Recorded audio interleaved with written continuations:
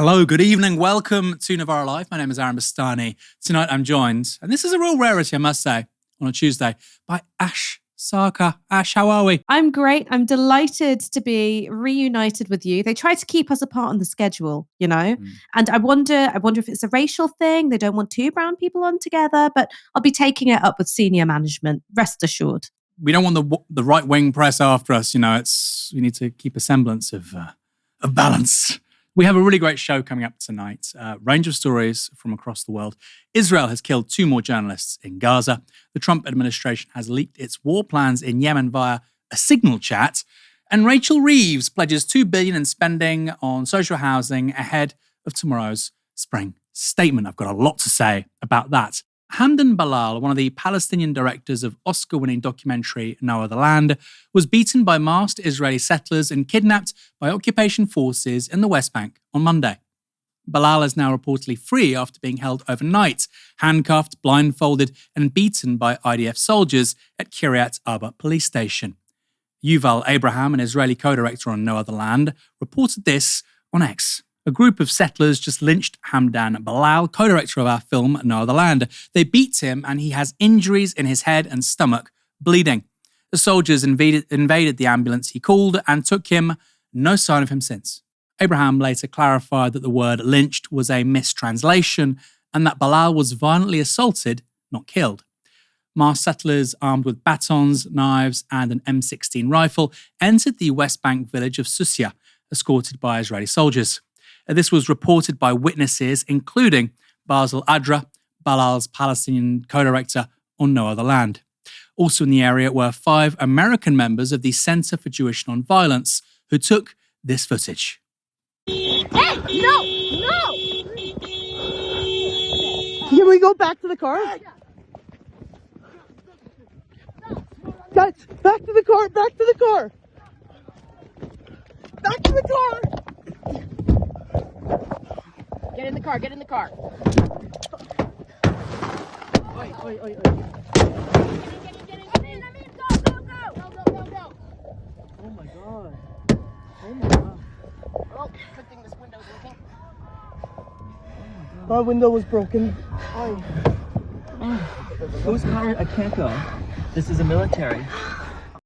Pure criminality. There we see a masked settler attacking American Jewish peace activists who flee the scene in their car as rocks are being hurled at them, as you saw, smashing the windows and windscreen. And the armed settlers, importantly, were reportedly able to behave with impunity. Here's what Basil Adra said. The Israeli police were there from the beginning and did not intervene, while the soldiers were pointing their weapons at us. The settlers started attacking the houses of the Palestinians. Hamdan tried to protect his family, and the settlers attacked him. Soldiers started shooting in the air to prevent anyone from helping Hamdan. He was shouting for help. They let the settlers attack him, and then the army abducted him. Now, this is far from the first time that violent Israeli settlers have targeted the filmmakers of No Other Land, which shows the destruction of the occupied West Bank's Masafa Yatta by Israeli soldiers. Here, lawyer Diana Butsu explains the collusion between settlers and the IDF. We do know is that the Israeli army, as well as Israeli settlers, have been going after the people who are living in this area of Masafer Yatta. And we also know that in this area, the settlers have been emboldened because it's often the case that the Israeli army is backing these settlers as they're going out and attacking Palestinians. So we saw the video yesterday of these settlers attacking him. But beyond that, we don't know any additional details because he was very swiftly taken and put into Israeli custody. So even though he is the person who's been the aggrieved, he's the person who's been harmed, he's the person who's been attacked, he's also the person who's going to face the wrath of the Israeli army. At least 43 attacks on the village of Susia have been perpetrated by settlers since the start of 2025. Adra told the Associated Press that this isn't a coincidence. He said this: "We came back from the Oscars and every day since there is an attack on us. This might be their revenge on us for making the movie. It feels like a punishment." BBC News appeared committed to discrediting the story from the start. Now, activists say that one of the Palestinian directors of the Oscar-winning documentary No Other Land has been attacked by settlers in the village in the occupied West Bank where he lives. Several Jewish American activists who witnessed the incident say that Hamdan Ballal was then detained by soldiers. The Israeli army says it arrested 3 Palestinians suspected of throwing rocks at them. It says that they were taken for further questioning by the police. By the way, you're compelled to pay for that if you want to watch television in the United Kingdom. Notice the framing here. Activists say, and the IDF's claims of rock throwing from Palestinians. Just 2 hours later, the BBC updated its coverage to reflect that the IDF is now claiming that Palestinians were, quote, throwing rockets. Despite attempts by Western media to both sides the violence, we know that at least 1,800 Israeli settler attacks have taken place in the West Bank since the 7th of October. That's an average of 4 per day. And Israeli violence certainly wasn't confined to the West Bank on Monday. In Gaza, 2 prominent Palestinian journalists were killed in Israeli airstrikes. That brings the total number of Palestinian journalists killed by Israel since this genocidal war began to over 200. Mohammed Mansour, a correspondent for Palestine Today, was killed in an airstrike on his home along with his wife and son in Khan Yunis. Footage shows Mohammed's grief-stricken father with his son's body. He holds a microphone to Mohammed's face and begs that his son get up and speak to the world again to, quote, keep reporting and spreading the truth. He then says, I wish I was a journalist and could continue your journey. I'm ready to become a journalist, dear son. 23-year-old Hossam Shabat, an Al Jazeera journalist and Dropsite News contributor, was also killed on Monday in a targeted strike on his clearly marked press vehicle in Beit Lahia. That's in North Gaza. Hossam tirelessly reported on Israel's war crimes and, for his efforts, was included on an Israeli hit list alongside 5 other journalists at Al Jazeera.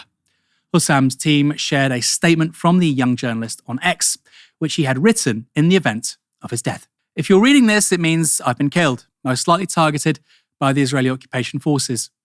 When this all began, I was only 21 years old, a college student with dreams like anyone else. For the past 18 months, I've dedicated every moment of my life to my people. I documented the horrors in northern Gaza minute by minute, determined to show the world the truth they tried to bury. I slept on pavements, in schools, in tents, anywhere I could. Each day was a battle for survival. I endured hunger for months, yet I never left my people's side. By God, I fulfilled my duty as a journalist. I risked everything to report the truth, and now I'm finally at rest, something I haven't known in the past 18 months. I did all this because I believe in the Palestinian cause. I believe this land is ours, and it has been the highest honor of my life to die defending it and serving its people. I ask you now, do not stop speaking about Gaza. Do not let the world look away. Keep fighting, keep telling our stories until Palestine is free. For the last time, Hossam Shabat from northern Gaza. Despite a complete lack of professional solidarity from the overwhelming majority of the media class in the UK, press freedom groups have condemned the killing and targeting of journalists, which is, lest we forget, a war crime. The Committee to Protect Journalists said this: this nightmare in Gaza has to end. The international community must act fast to ensure that journalists are kept safe and hold Israel to account for the deaths of Hossam Shabat and Mohammed Mansour. Journalists are civilians and it is illegal to attack them in a war zone. The IDF has confirmed it targeted and killed Hossam Shabat and Mohammed Mansour, justifying those actions by smearing both men in death with wholly unsubstantiated claims that both journalists were in fact terrorists. The IDF claims that Hossam was a Hamas sniper who, quote, cynically posed as an Al Jazeera journalist. Ash, we've seen this a lot over recent years, but what precisely, in your view, does Israel have to gain by systematically targeting Palestinian journalists? I think it's less about what Israel has to gain, because that's obvious.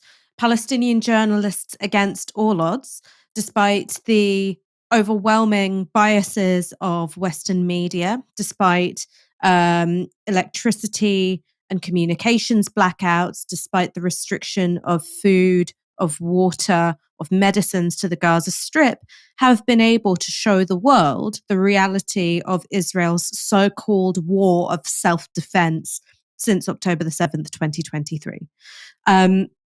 It's also the case that Israel I think, is proud of its impunity. The reason why they would target an Oscar-winning director less than a month after the Academy Awards themselves is to show that they can. It's to show that they can. That the pinnacle of American culture can reward a Palestinian, that he can get a standing ovation at the Oscars, that you can have the world's most famous and well-paid actors, actresses, directors, and producers in a room. That you could have the adoration of liberal Hollywood poured on this man whilst they're all patting themselves on the back for their, progressive values for, deigning to respect Palestinians' work, that despite all of that, Israel still retains the right to decide whether or not this man lives or dies. And they can do that and not have to worry about the flow of weapons, the flow of military aid, diplomatic cover. And this is not something that is unique to the Trump administration. They would have been just as confident to do this under Biden as well. It's important to say this, which is Israel is a fascist state.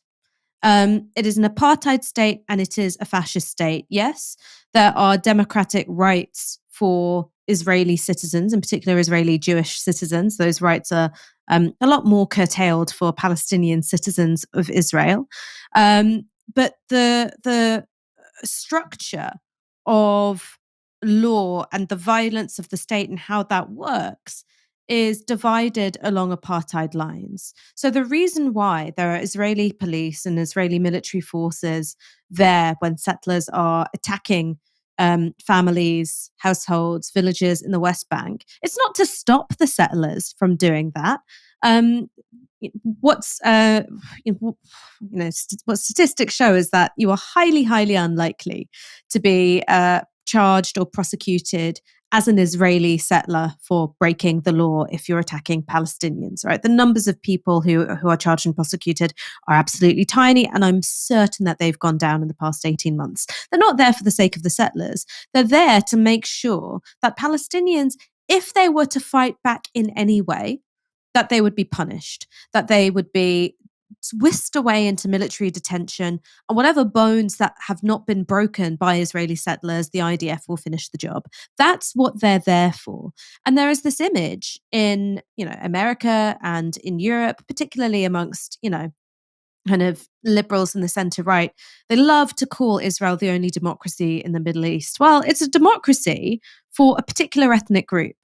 And so that means that it's no democracy at all. You have a system of military detention and violence for Palestinians, and what you have are caveated democratic rights for Israelis. If the Palestinian police are not allowed to arrest and charge Israeli settlers with crimes, by the way, that they are prohibited from doing so. The job of the Palestinian police is to police Palestinians. The job of the Israeli army is to also police Palestinians. Israel is a fascist state with psytrance music. Don't let the nightclubs and the hedonism of Tel Aviv fool you. That is not a liberal democracy. It is a racist, fascist state that is behaving in this way because we, in the West, the governments of Britain and America, have encouraged them to do so.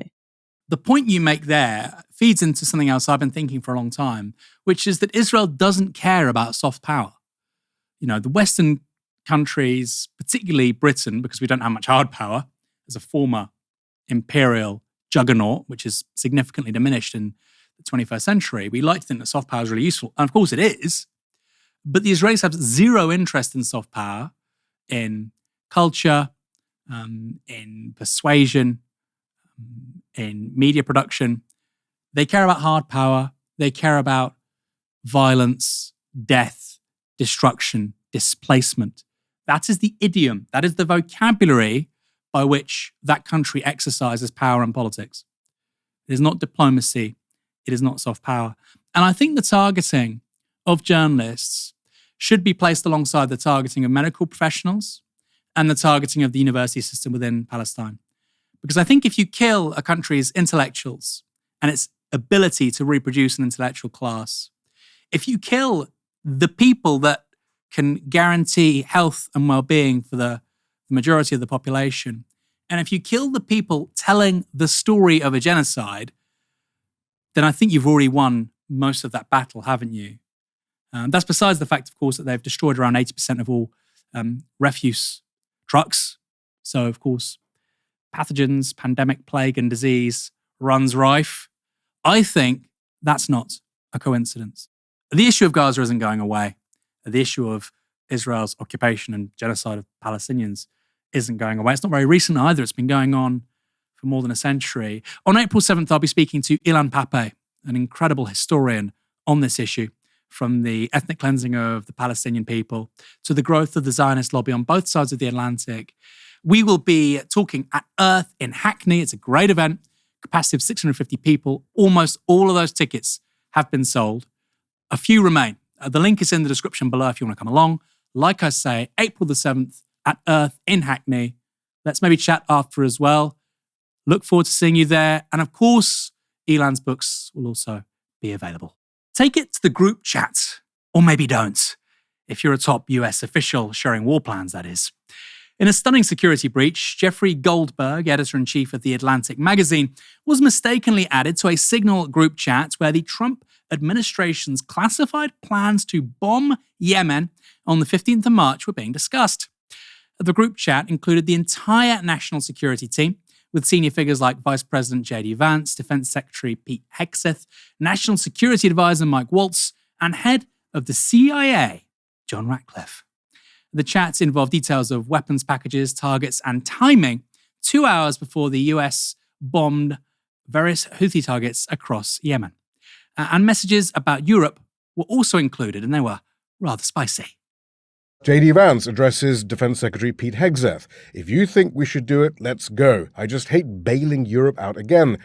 The response from Pete Hegseth, VP, I fully share your loathing of European freeloading. It's pathetic, but we're the only ones on the planet on our side of the ledger who can do this. And then, once the airstrikes were complete, the National Security Advisor texted a succession of congratulatory emojis. Well, you know what? At least they're using Signal, not WhatsApp, because, you know, the NSA might crack their conversation. Who am I kidding? They do the cracking.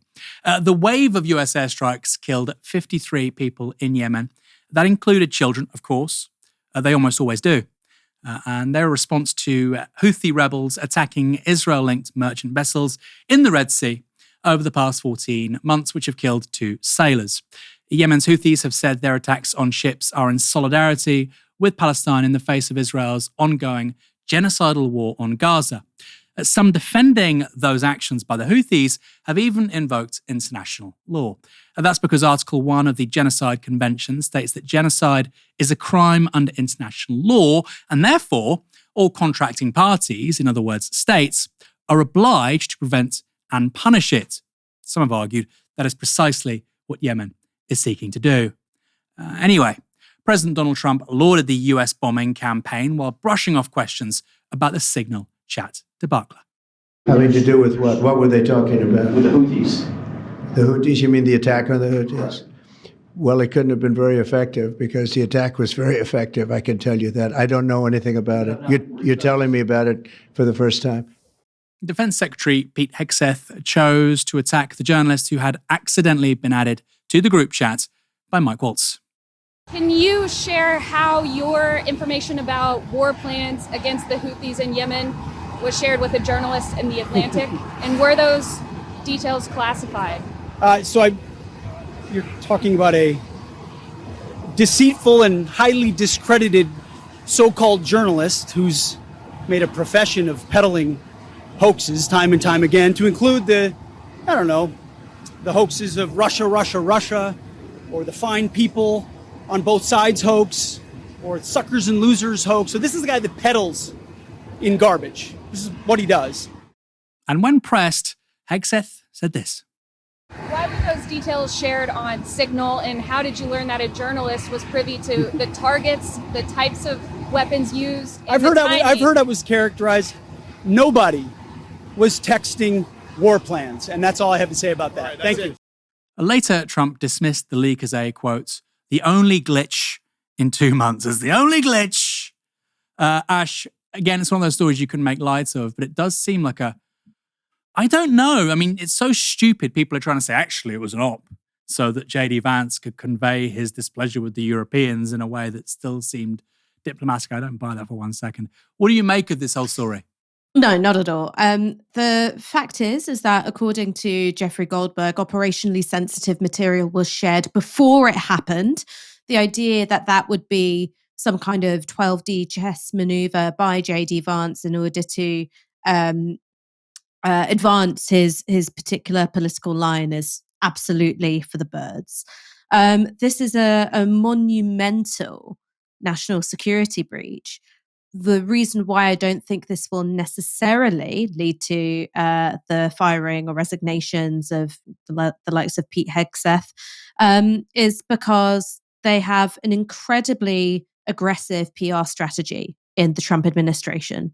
And it's one that kind of, resonates outward from Donald Trump himself. So when attack right back.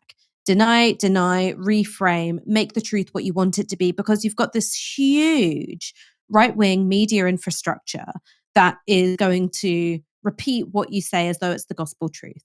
So I don't necessarily think that this could have been something which, were Hillary Clinton the president or still the Secretary of State, would almost certainly have ended her career as Secretary of State. There would have been Senate committee hearings and all the rest of it. It seems unlikely that this is going to cost anyone their career. But there is an element of the story that I'd like to draw your attention to.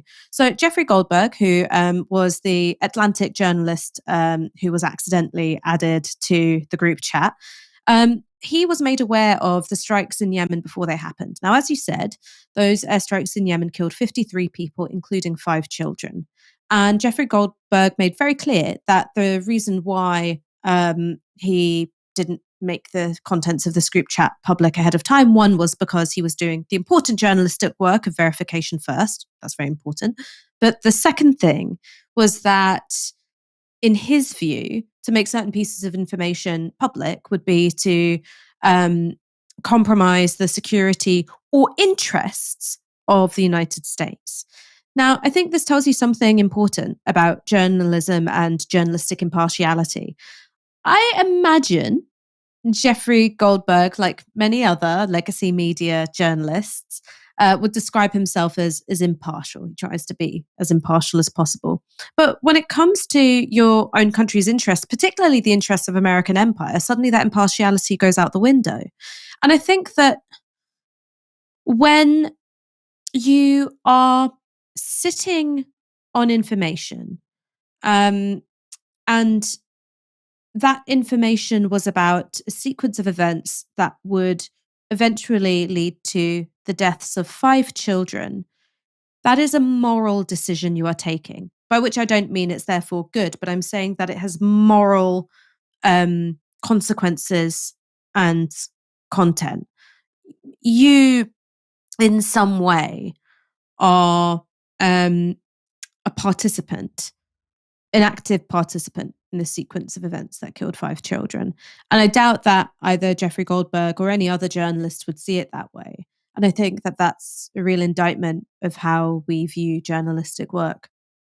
Yeah, I think that's really well said. On the children point as well, because sometimes people who are skeptical about this stuff say, of course they're going to say children died. 53 people died, 5 of which children were killed, rather. It's not passive, they were killed. It's very active, in fact. The average age in Yemen is about 18 years old. The median age, which is to say half the population is younger than you, half the population is older than you, 18. It's about 18 and a half, actually. Gaza is 18. So when you hear about 30 or 40 deaths in somewhere like Yemen or Gaza, it's very useful to conceptualize how, in all probability, half of those people will be below the age of 18. Now, I know that's quite hard for us to understand here in the UK because, of course, the median age is 41. We're an older society. We have lower birth rates, people live longer, the median age is much higher. And we have had that, by the way, for decades. But that's the reality of the situation. When you kill significant numbers of people in places like Yemen or Gaza, inevitably you're killing significant numbers of children. It's extraordinary. And it's something I've been thinking about a lot, actually, because we had that data out over the weekend, the amended data given out by Gaza health authorities, talking about 50,000 plus casualties in Gaza. I believe 17,000 of which were children. In a way, I'm surprised it's not higher. 17,000 children have been killed since October 7th by Israel. Like I say, with significant amounts of material support from Germany and the US in terms of arms and reconnaissance and intelligence from the UK. 17,000. And I find it really extraordinary that there are people in this country, in Britain, who support the death penalty for child murderers. I don't, by the way. I don't support the death penalty because I think you get miscarriages of justice. But there are significant numbers of people who support the death penalty for child murderers, or people who kill children, and yet they have no problem. In fact, they cheer on the killing of 17,000 children in Palestine. And I really have thought about that a lot. And I wonder, and I put this out to people watching and listening, how on earth does somebody rationalize both of those points of view at the same time? Ashish, I'm going to come back to you on that one. How do you think people rationalize that sort of thing? I don't think that they think about it, to be honest. I think they work very, very hard not to think about it. And by this, I don't mean ordinary people, because they're downstream of a political and media consensus that works over time to obscure and to obfuscate and to distract from the fact that so many thousands of children have been killed, have been torn to pieces, have been starved, have died of disease because of Israel's genocidal war. But the politicians and the editors who are part in some way of facilitating that, I think they choose not to think about it. And I've seen this happen a million times up close. So every time I go on the BBC and a story about Israel comes up, and I'm talking about the Palestinian children who have been hospitalized with sniper wounds to the head, immediately the host, I'm not just talking about other panel participants, the host will talk about October the 7th. Now, either you think that the death of one child justifies the death of another. I don't think that anyone in their ordinary lives would, consider that a moral judgment. Or you think that, the number of children and young people killed on October 7th, which is a tiny fraction of the number of children and young people killed by Israel since October 7th, that's a sort of fair ratio of death. Again, I think if you put it that way, you would be, considered disgusting by most right-thinking people. Or there's the third thing, which is that the humanity of those people who were killed on October 7th is being cited and conjured up in the conversation so that you can't look clearly at the scale of death, suffering, destruction, grief, trauma that is being meted out to Palestinian children. And that's something which I find sickening, because it is about the weaponization of suffering and trying to pull over a set of images in your mind's eye to go, no, here are the real victims over here. And it makes you, it invites you to think that, well, maybe the Palestinians in some way deserve this. It stops you from being able to look, as I said, clearly at the scale of the suffering of Palestinian children in particular. And it makes you think that these children, these Palestinian children, the first 20 odd pages of the 50,000 named dead released by the Gazan Health Ministry, the first 20 or so pages were babies aged under 1 year old. It makes you think that those babies, who like anyone's child, is the home of all their hopes and aspirations and their love, like any baby is to their parents, that those babies are somehow unlike other babies. And the thing which bothers me is not what ordinary people think. It's about how that muddiness and that lack of clarity is created by people in our industry, Aaron, in journalism. Yeah, it's incredible. It is incredible. The more this goes on, and again, it's something I reflected on over the weekend, the more I am pretty certain this is the greatest crime in my lifetime. I'm not young, I'm 41. Of course, there have been wars where millions of people have been killed. Democratic Republic of Congo, one example. The invasion of Iraq, of course. But something unfolding, which the whole world is seeing, 17,000 children have died, been killed, and our government is still supporting it, is quite extraordinary. It has got me thinking, I have to be quite frank. Matt Kennard, when I spoke to him over the weekend, talked about how the charges against the likes of David Lammy, Keir Starmer, John Healey, and the Conservative administration before them are very significant. And he thinks that idea, that proposition of arrest warrants being issued for them in aiding and abetting genocidal war is a quite legitimate one. And I have to agree. And I still don't think these people realize what they've got themselves involved in. David Lammy shaking the hands of Benjamin Netanyahu after 17,000 children being killed. If you're a football fan, think of Brentford Football Club. Their stadium holds about 17,000 people. Imagine that stadium filled with children, including newborn infants, barely hours old. All of them killed by the IDF, and we've been supporting them. And if you're critical of this, and here's the truth, I'm often accused of hyperbole by some of the individuals that Ash kind of just hinted at a moment ago. Here's the truth. If you say that this is outrageous and that it's being obscured by an organized political lobby which exists to advance the interests of Israel, you'll be called a racist. Quite extraordinary. We really do live in an upside-down world. It's no surprise millions, tens of millions of people are turning away from legacy media. Tomorrow at around 12:30 in the afternoon London time, Chancellor Rachel Reeves will issue her spring statement. It's the second most important event in the fiscal calendar. That's after, of course, the autumn budget. When things are bumpy, though, the spring statement is endowed with a new gravity, a new importance, and that is certainly the case this week, with a beleaguered Rachel Reeves, Chancellor of the Exchequer, now expecting much lower growth for 2025 than she was even 6 months ago. Between that and a sustained rise in the cost of borrowing, Labour now have to either increase taxes or make massive cuts. I would say that's an impossible choice for the Chancellor, but it's not, because we know they've already chosen the latter. Hence the welfare cuts of £5 billion trailed last week.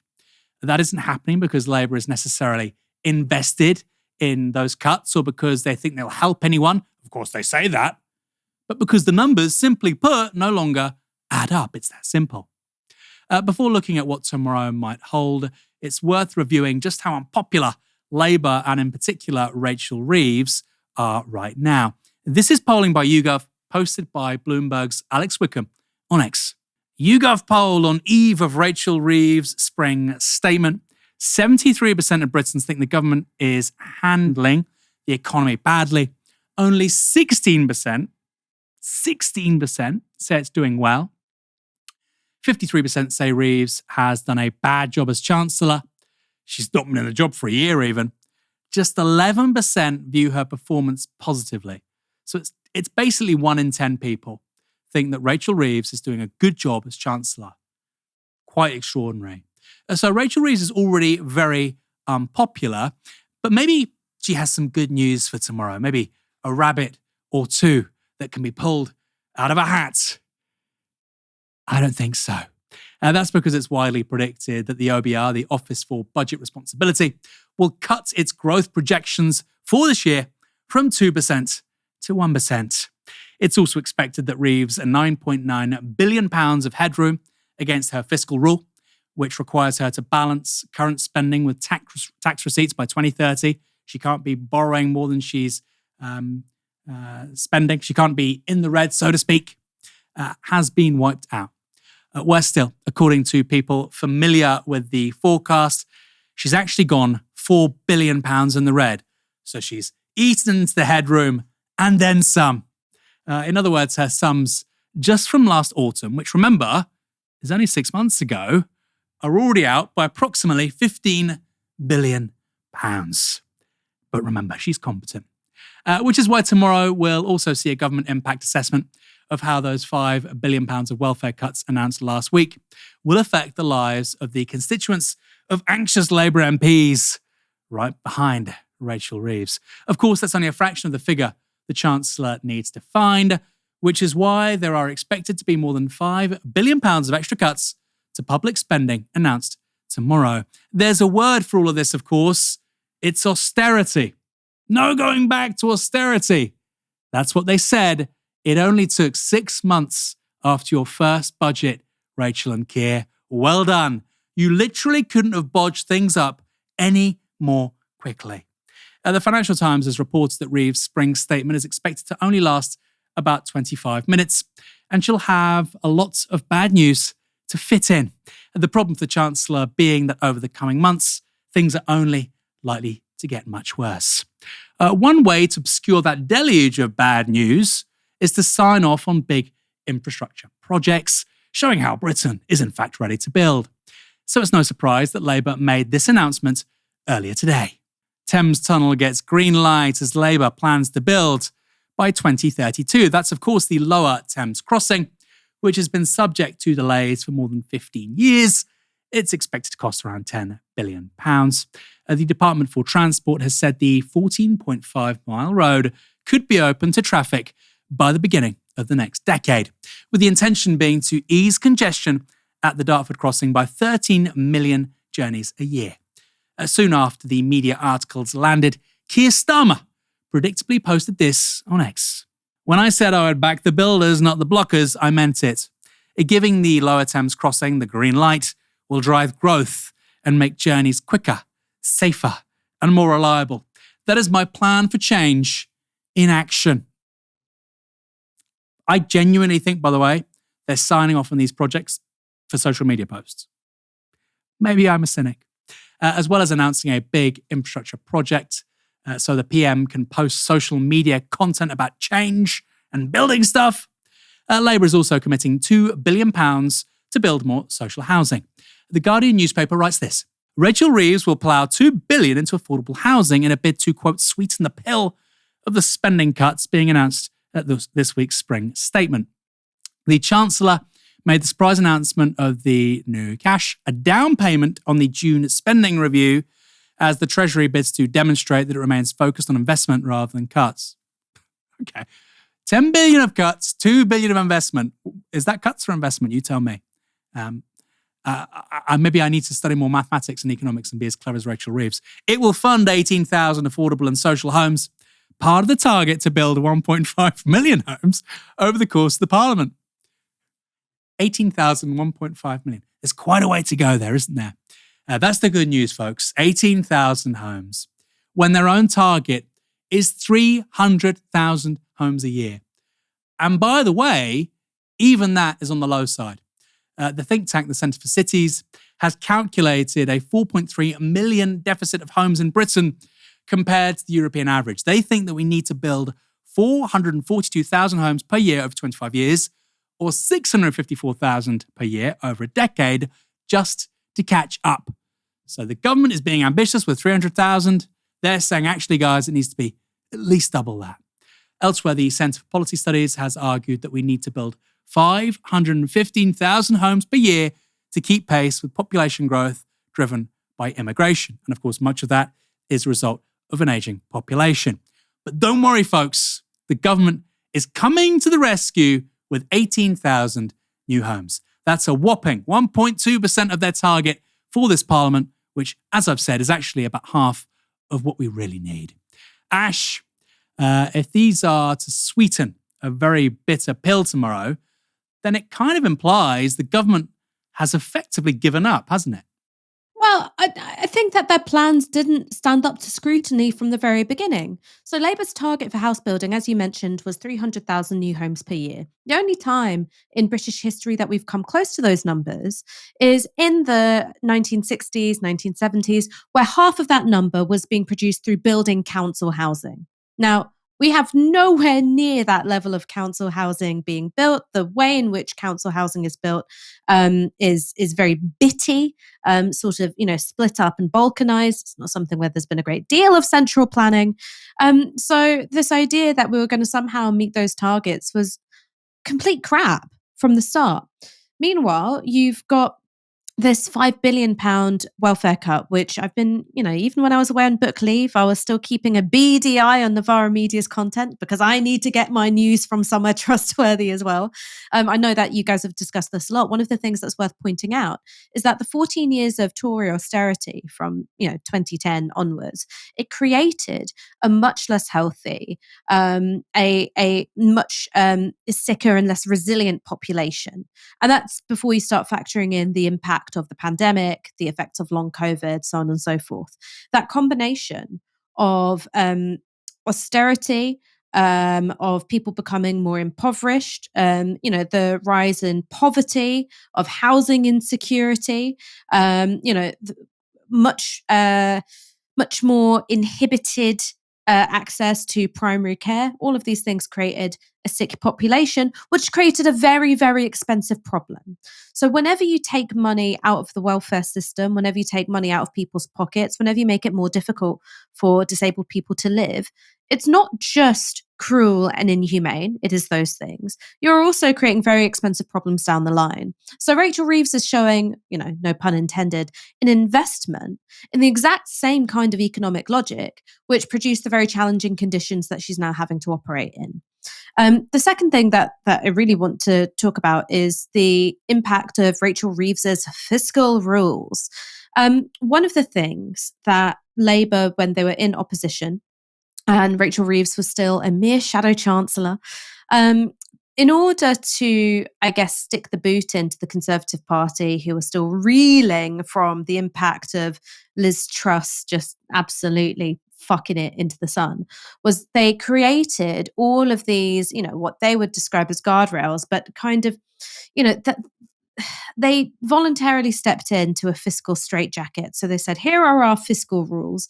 We're going to give the OBR a lot more influence in terms of being able to set the parameters of government fiscal policy.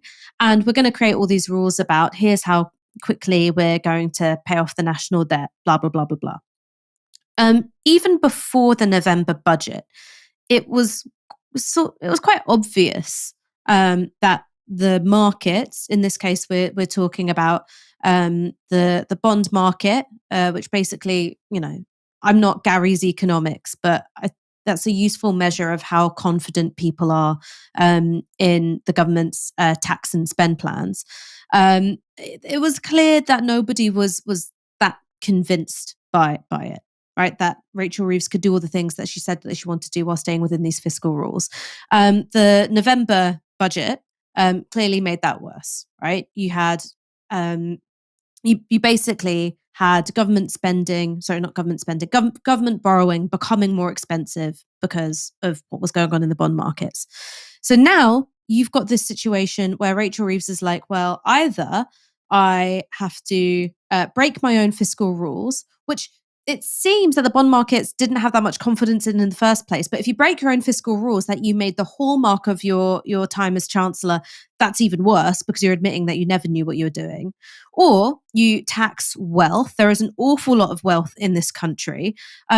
This parasitic landlord model of an economy. I mean, a great piece of work by Novara's very own Harriet, showed that buy-to-let landlords, that's the single most common type of business in this country. There's a lot of rentier wealth out there, but Rachel Reeves and Keir Starmer are ideologically opposed to going after it. They don't want to borrow more, and of course borrowing is a lot more expensive. And so now they've just ended up in this place where they're going to do the same thing as George Osborne, which is balance the books on the backs of the poor and the disabled and the vulnerable. This is a government which, less than a year, fewer than 12 months after winning a stonking landslide majority in the Commons, is totally out of gas and out of ideas. I think that much of this was predictable. I think that if you really examined Rachel Reeves and Keir Starmer and Liz Kendall, and you had a memory longer than that of a goldfish, you could see all of this stuff coming. But I know I've been doing a lot of slagging off of our peers in the media, Aaron, but it really is just a cabal of bullshit artists inflating the stock of other bullshit artists. They had an interest in saying that Rachel Reeves is forensic and Keir Starmer's really smart. These people don't know what they're doing. They only knew how to do one thing, which is stitch up the Labour Party. And now they've been entrusted with running a government and an economy. And they're shagging it. They're just completely shagging it. Has anybody ever burned through their own political brand as quickly as these people? Right? I mean, this is something that I've thought about, again, quite a lot.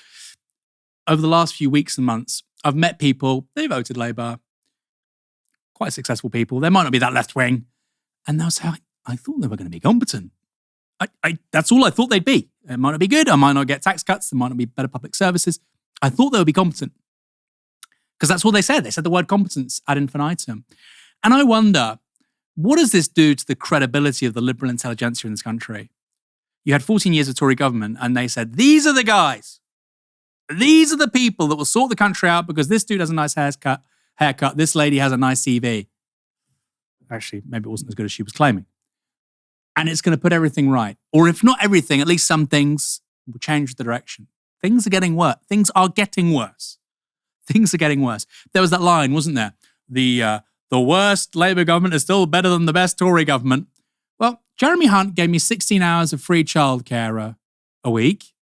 There was a national insurance contributions deduction for employees. I didn't agree with that, by the way, but it's a nice thing to not pay as much as you were previously. And then you have these people. I sincerely think that Rachel Reeves never would have given 16 hours of free childcare.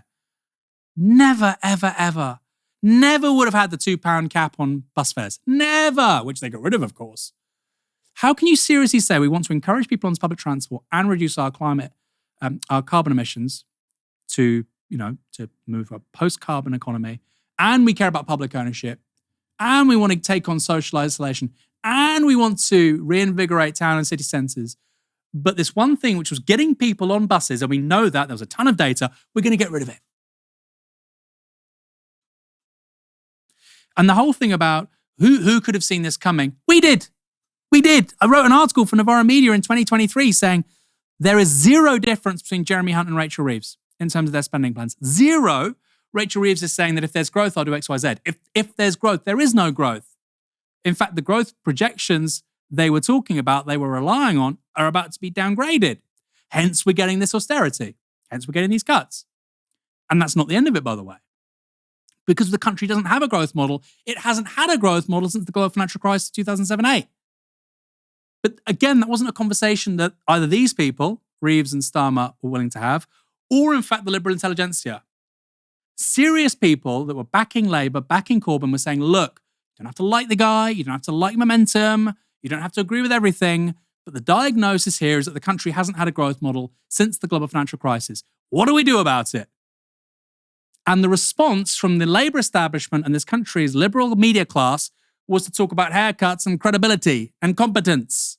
And in less than 12 months, that has entirely evaporated. Quite extraordinary. And I finish with this because, of course, it's easy to poke fun. It's easy to mock and deride and criticise. Well, what would you do? I would have a flat tax on HMOs. If you have an HMO, this is how much you're going to pay a year. There you go. Oh, the finances don't add up, actually, because the rising costs of interest means that actually the incentives for landlords... Shut up! Bullshit! It's the number one business in this country. As we reported on recently with Harriet. It's the number one business in this country is buy-to-lets. Can't be that bad. It's the biggest business. Tax them. Tax them. And then, when you've done that, get capital gains, level pegging with dividends. We tax capital gains at a lower level than dividends. You would tax more on your dividends if you invest into a productive business, which actually might provide some use value for society. Some of them do, believe it or not. You'll tax more on those dividends than you are on capital gains. Increase capital gains. At least equalize it to dividends. Maybe you bring dividends down 2 and you bring capital gains up 4. You're still taxing dividends high, which I think is outrageous, by the way. That's going to bring in some money. Use that money to build some social housing. But that would mean doing something. That would mean doing something. They can't do anything. The whole plan was make the NHS slightly better, stop the strikes, and have a nice haircut, and inshallah. That was it. That was the plan. And growth will magically happen, and then we can redistribute that, and then it'll be like Tony Blair all over again. Sadly, that was never a sensible political position. A right-wing activist, a Reclaim Party founder, and former failed actor, Laurence Fox, has been charged with a sexual offence after allegedly sharing an upskirting image on X. Fox is accused of reposting a compromising image of TV presenter Narinder Kaur in April 2024. Fox did not create the image, but allegedly shared it after an argument with the Good Morning Britain star online over politics. Section 66A of the 2003 Sexual Offences Act means it is illegal to intentionally share a sexual image of someone without their consent. If convicted, Fox could get up to 2 years in prison and, in addition, be put on a sex offenders register. Fox has already responded to all of this with a video he posted on X. Well. Looks like I'm going to have to cut my social media holiday short, which is a shame. I was genuinely rather enjoying myself as I hear the news of being charged for some unbelievable, ridiculous and ludicrous thing. Being attacked by our friends on the left, which I'm very used to, and going to, our good friends in two-tier Britain, anti-white hating British, anti-Christian hating British people, the establishment, are going to come after me again, which they're more than welcome to do. And it shocks me how quickly we are losing this country, and how the system, if you're a British person with the perceived wrong political views, you are fair game. And we're losing this country extremely quickly. And I'm happy to fight these people, but I really love it if other people started standing up and fighting too, because it's lonely out there, and I've been doing it for 5 years, and I'm sick and tired of being abused by these people and having the law used against me by malevolent and bad actors, vexatious and malicious, and I will fight them till my dying breath, I can promise you that. So, in many ways, Laurence Fox is the worst of all worlds.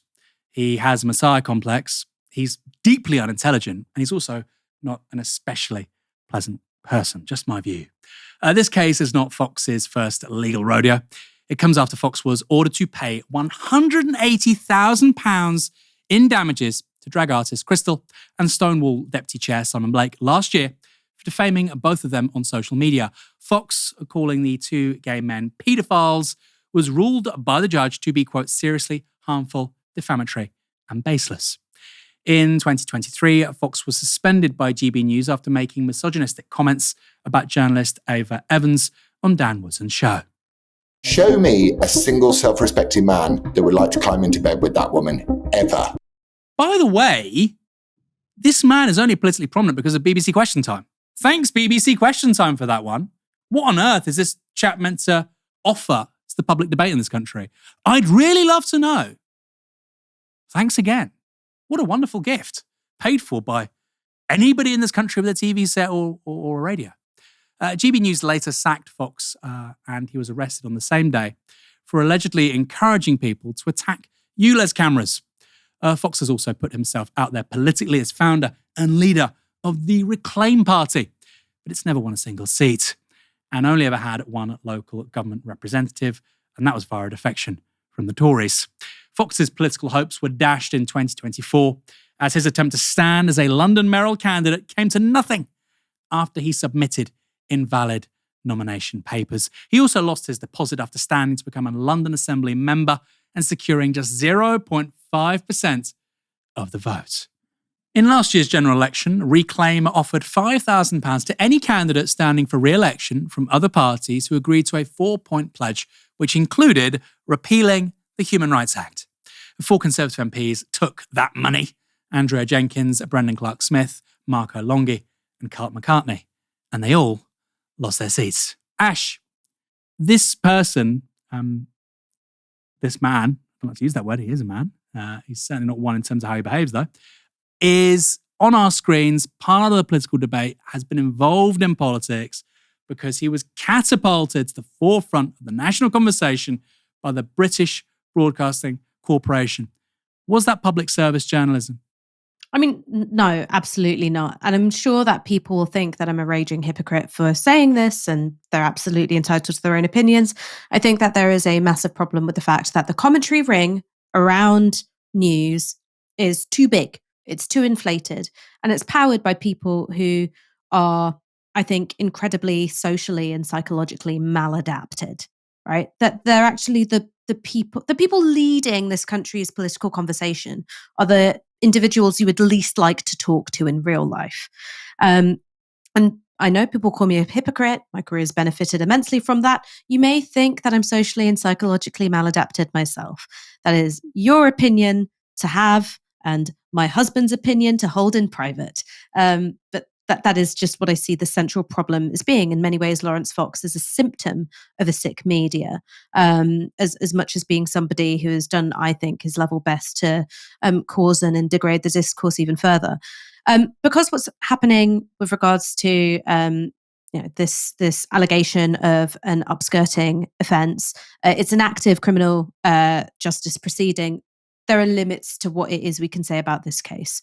So instead, I want to talk maybe more broadly about the way in which sexual humiliation and sexualized forms of humiliation are used to target women in the public eye, particularly women on the left and women of color. This is something which I've seen happen so many times that I've genuinely lost count. There was somebody from Guido Fawkes who slept in a bed with a cardboard cutout of Diane Abbott. There is just so much racist and misogynistic material posted about Diane Abbott, much of which focuses on her body and her desirability. When it comes to Ava Santina, who was subject to those awful comments by Laurence Fox on GB News, apparently the worst thing that a man can think to say of with regards to a woman is, I wouldn't want to shag her, which is just completely puerile, and it doesn't go the other way. I mean, imagine if we were talking about a journalist who I disagree with. I don't know, you can pick any name you want out of a hat. And I was like, I wouldn't want to shag him. People would go, well, what relevance does that have? Whereas, that is just part of the repertoire of how women are degraded. And unfortunately, this is something which I've experienced myself. In fact, I've experienced it directly from Laurence Fox when we were on a Radio 4 program about the history of argument. And I was asking him about who funded his very expensive libel case, which he lost.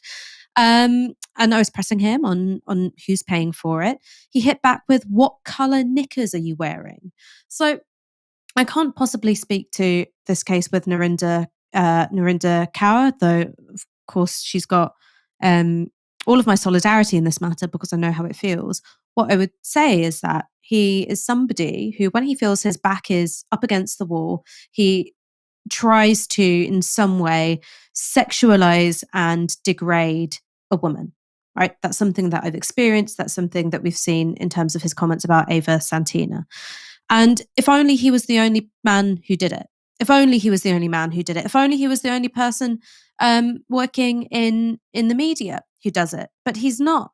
This is something which is unfortunately widespread. Of course, you've got a whole ton of anonymous accounts who get up to all sorts. I mean, I've had to get photos which have been taken off my Instagram that just of me in a bikini on my holiday. I've had to get them taken down from porn sites which have been uploaded with the express purpose of sexually degrading me.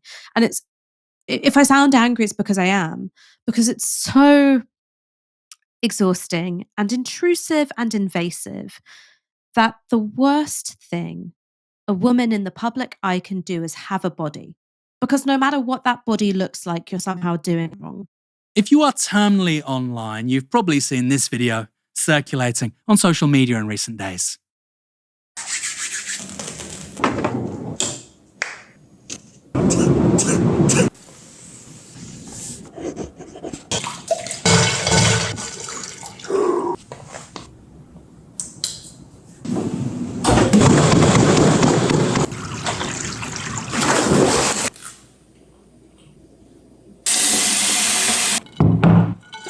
So looking at it, bro, we got to go ahead and get in at least 10,000. Thank you. I love that. The bit that's meant to resemble work. Hey, we got to get at least 10,000. 10,000 more, who knows? Maybe it's 10,000 reps. That video is of Ashton Hall. He's a fitness influencer. And it's been subject to over 720 million impressions on X. It was originally posted on his Instagram page, where he has 9 million followers. He's also got 4.7 million followers on TikTok and nearly 3 million subscribers on YouTube. Very popular man. Here's another video of Hall living his dream life.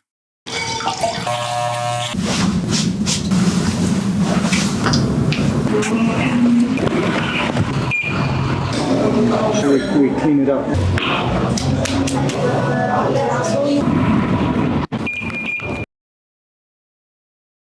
The copy alongside that video reads as follows.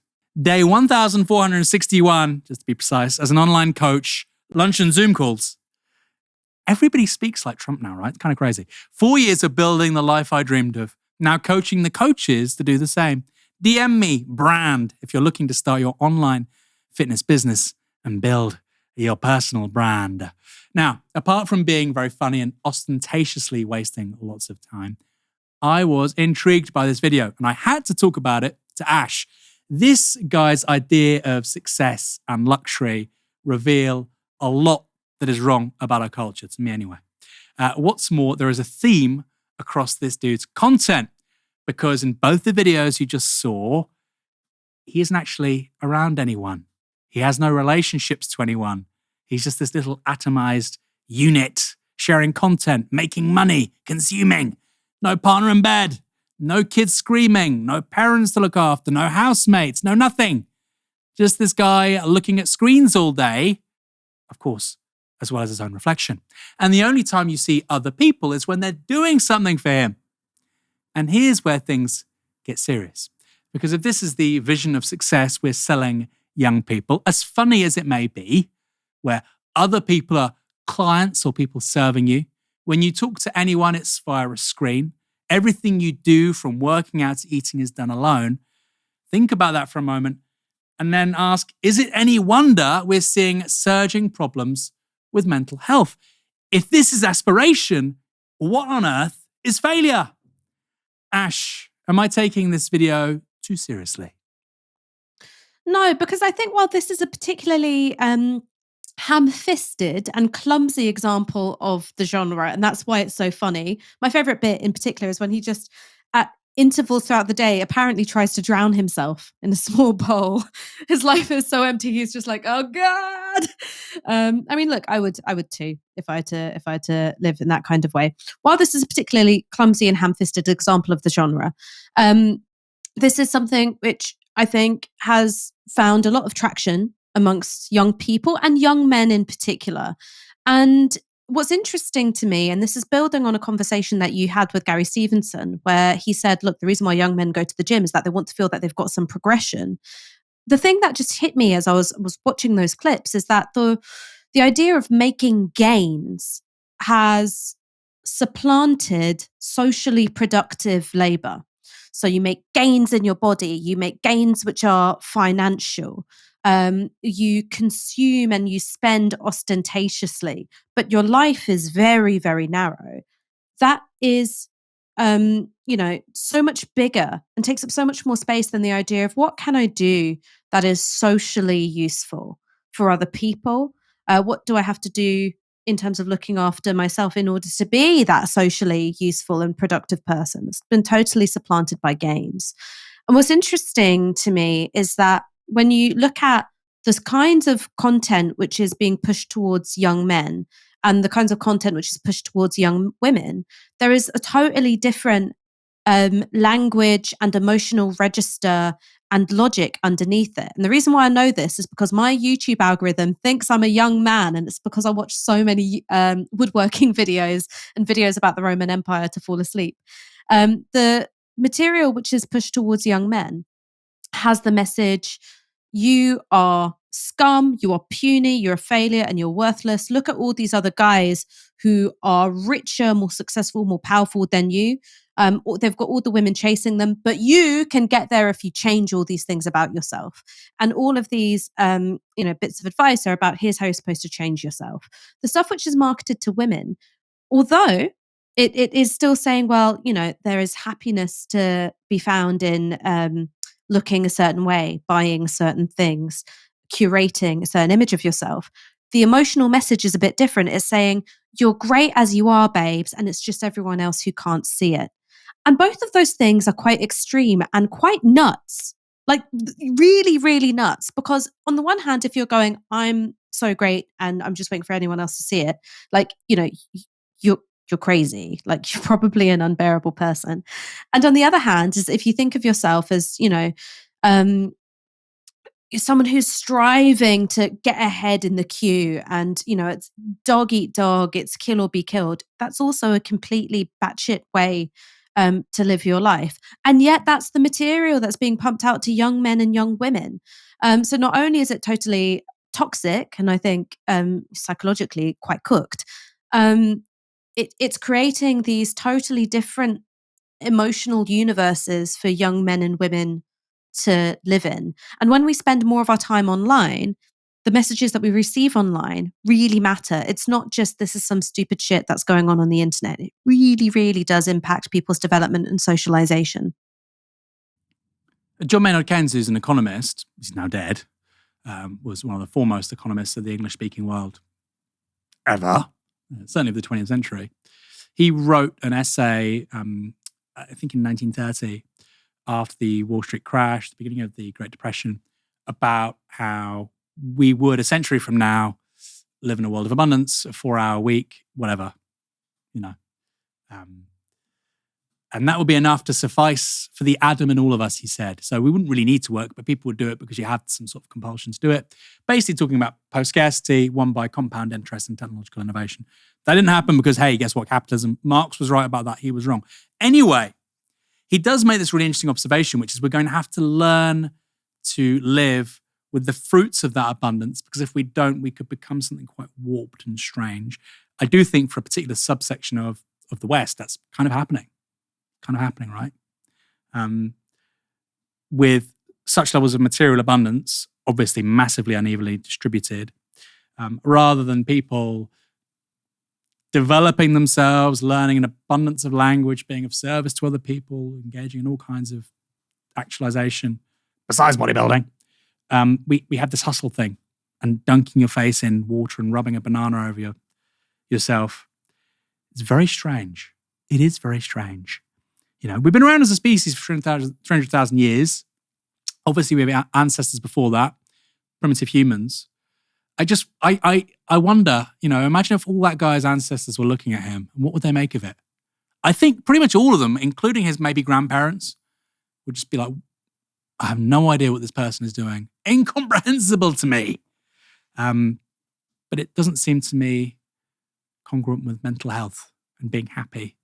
I think the smartest thing anyone ever said to me, Ash, is nobody ever got more depressed by walking under a tree. And the best medicine is other people. And you can have all the gains in the world, and you can bench, 160 for 12 reps, whatever that dude does, and run PB of 100 meters and 10.5 or whatever. He looks too big for that, but whatever. But if you don't develop relations with other people around you, it's meaningless. That isn't hippie stuff, by the way. That's literally human nature. If such a thing exists, is that we live through our social relations with other people.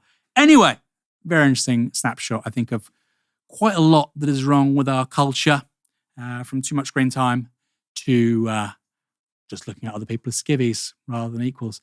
Ash, thanks for joining me on tonight's show. I thought that was a very smart thing you said. No one ever got more depressed by walking under a tree. But a word of warning.